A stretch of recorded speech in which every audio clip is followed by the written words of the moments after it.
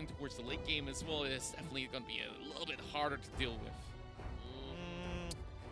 Looking at it, Omega Esports just want to make the most out of this make the most out of probably a Benedetta by banning out the Lapu Lapu. What do you think, Gideon? I suppose they're just posing the question to RRQ to say, hey, Jawhead or Lapu Lapu, which one, sorry, not Lapu Lapu, but or Benedetta, which one do you really want to get rid of? And if you do, by the way, there is also Esmeralda on the table, so RQ Hoshi bans out the one and says, hey, let's open up the entire draft. Pick one. No, that's it. I think Esmeralda should be key here for Omega Esports, if not the Jawhead, which, I don't know, I have to be honest, in game number 1, Heath's Jawhead, again, was found in spots he should not have any business. I kind of find it weird that they start off with an Esmeralda without Toshi. What?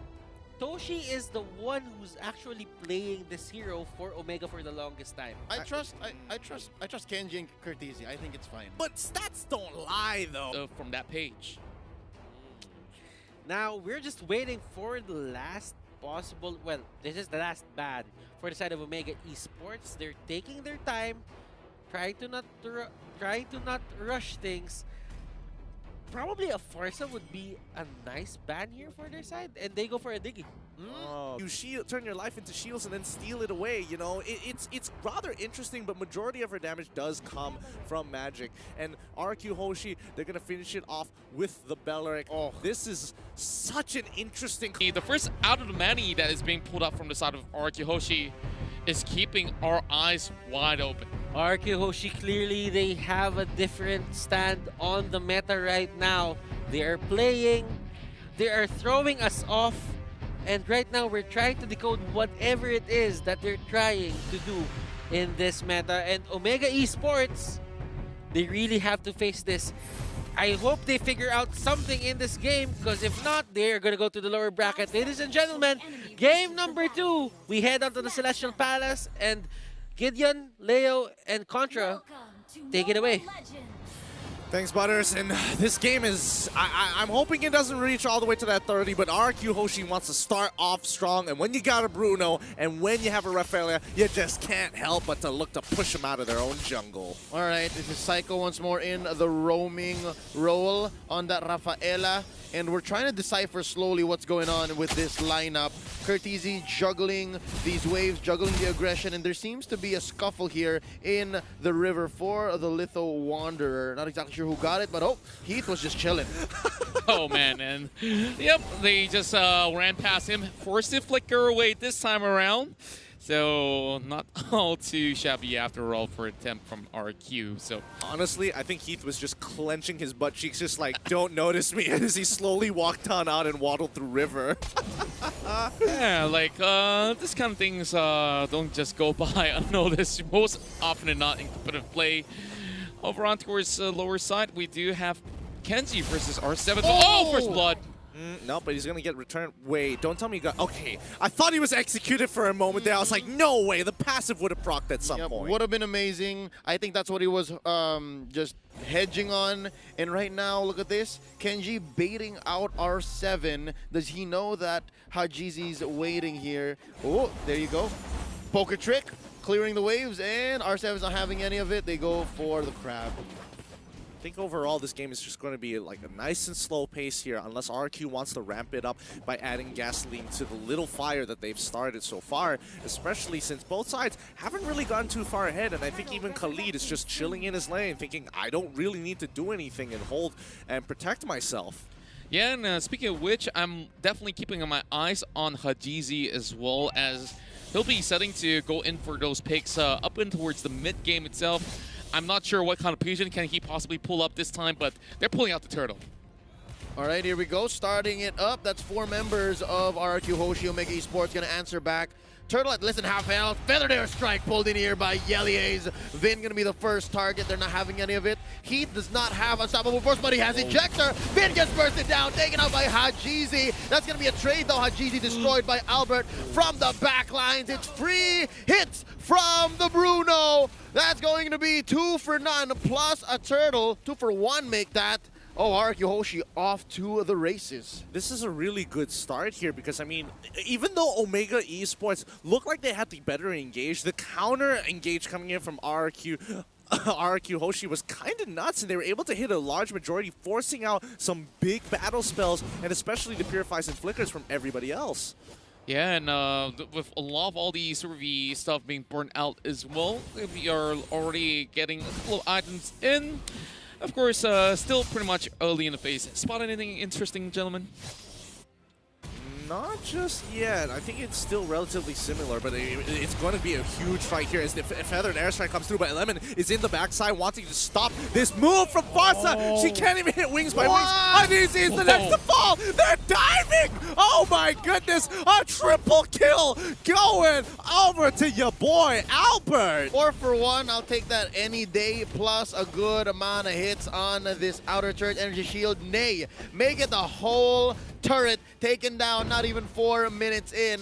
RRQ Hoshi seems to have drafted the draft they wanted anyways, and if this isn't a hyper push, hyper carry lineup, I don't know what is. Look at this, they're ahead by about 2,500 gold already. Yeah, and raising the baby strat definitely working very well in favor of the side of RRQ, already feeding 5 kills to Albert, who's pretty much all grown up right now. And my concern is this, they're going to be going for another pick. Oh, nice ejector, trying to save Heath, but it is all in vain as Lemon gets away. That's going to be deadly magic set in by Kaltizi, but we all know Lemon's going to survive. This is, oh boy, this is some big moves made by RQ Hoshi. They're just they're pretty far ahead and this early into the game. Wait, no, this could be something a little bit more here because RRQ, the fact that they are rotating between mid and bottom side, they want to break the mid side so they have more space to work with when they're just kind of putting their pressure on the turtle, and maybe could even force a chase into the enemy jungle. Yep, and just go for the mad snowball here, and exactly that's what they're doing. Again, they opened up the main artery in mid. They have easy goes at most things, especially turtles, and that's just gonna make Albert a beast. Easy. Now another big fight. That's gonna be a Rat of the Dryad, setting them all in. Lemon destroyed by Hajizi. Oh, I think they started the fight a little too soon. Yeah, and he definitely was in the wrong place, wrong time as well. Now, Electo, final blow on towards R7. Honestly, not going to do much to that Khalid. Yeah, especially with the Quicksand Guard, actually. He is just going to heal back up to pretty much full and just continue to just soak up as much pressure as possible. And Kartizi, no matter how much damage he gets on him, boom, he gets hit by the ult. And Kartizi, R7 could look to finish him off, but Hajizi is there to protect him. Oh, he manages to get him. He forgot about the passive. R7 still alive. He's getting hit by literally everything and walks away like nothing ever happened. Amazing. He comboed the passive and the execute. I think that was the nail in the coffin that caught Kurtizi off. Usually you don't get Kurtizi with that, but something's telling me maybe Omega's kind of tilted. Maybe it's getting to Omega. The long game, the 34-minute game earlier, and just this hyper-aggressive draft. Definitely getting in their heads. Just look at the way that he plays the Khalid, just flickers right in, and yeah, there it goes. Doing everything that RQ needs to do just to get straight, direct, and towards the heart, not only the head. It's getting scary here, because if this is the tactics that RRQ are going to employ just to tilt their opponents, dragging out the 30-minute games, oh no. Oh, nice use of the Rampaging Sandstorm, forcing Heath to go for the flicker back. Hey, if you're using your opponent's tanks, again, a playmaking tanks, skills and battle spells to just push them back and just go for failed attempt, it's going to be a non-starter. And if you do this for the next 3 minutes, you're going to see Vin here, Albert, build up to more than just a Berserker's Fury. I'm seeing maybe a battle, an endless battle in 2 minutes. I suppose, but I think, like, they've got the Berserker's Fury. Endless Battle is probably going to be coming up real soon as well, like you said. But is that going to be enough? Like, what happens once Omega has kind of scaled up and, oh, this is a pick? Oh, that's Vin. Oh, he's able to get out despite all the deadly magics. Nice pin down. Imperial Justice onto Heath. And, yeah, you're underneath the turret. You turn it into a chase like this. It's going to be fine. Emoji Esports knows to retreat. Oh boy, yikes. Just look at how fast he just melted down right there as he tries to go in for the pickoff. But even if they managed to get that catch, the rest of Omega Esports evidently wasn't ready to respond to that pick itself. So not sure if it's miscomm or, you know, something that he hopes to just burst it down in the flick of an eye. Oh boy, Albert is so huge. He's literally critting for 1.8k. 1.8k. Let that sink in for a bit because it's only 7 minutes into this game, going to 8. 1.8k, that's about half of most heroes' life bars at this point. And yeah, just no quarter here for this tier 2 turret up top. Sandstorm starting it up. That's going to be the feathered airstrike pushing them back. But no, they already set their sights on Heath and take down the Jawhead, as well as this mid lane turret inhibitors left standing, save for bottom. This is aggression like we've never seen before, at least in the playoffs, especially with a draft as unorthodox as this. I mean, Albert is enabled and they want more. Look at that damage. Cortese barely stood a chance. Lemon went over the wall just to try to get him with the Dryas, but luckily Cortese survives with just a sliver of health. Yeah, Cortese almost dropped right there, and now I'm just being less speechless on how effective this composition have worked out in favor of RRQ, Hoshi, and Omega Esports now could not really leave the base at the moment. Yep, they got the breastplate up for Kenji, now playing very defensively. Yo, the breastplate on Kenji feels reactionary. It just feels like, oh, I need to build it because we're dying too soon. It honestly feels miserable right now. Looking at the record here, 4-11, about 7k ahead is RRQ Hoshi. This First Lord here, if they don't do anything that just changes the way that they engage, which I'm struggling to find right now, I do think that it's a free Lord already. This one, 3 seconds away, and there you go, Albert already has the endless battle. I think that's a latest spec coming up next. Oh, they catch a GZ off. Albert uses not even the wave of the world just yet. That's a double for the Bruno, and they are going for the throat. They are going for this mid lane inhibitor. Feathered airstrike being called off by Yelly Hayes. He's saying they're at our gates. They're at our gates. Mayday.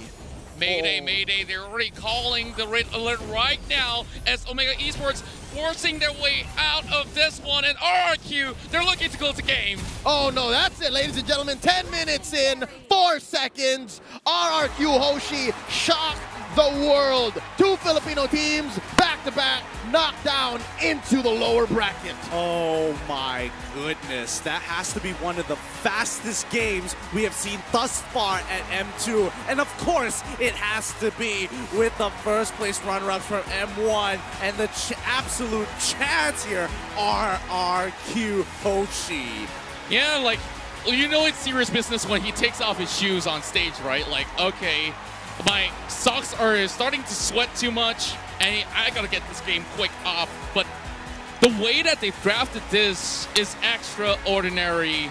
The Kings of Kings, once again, going nearer towards the throne. Butters, come on in here because, I mean, what do you have to think about one of the fastest games here at M2? They had the longest game, and they had the fastest game.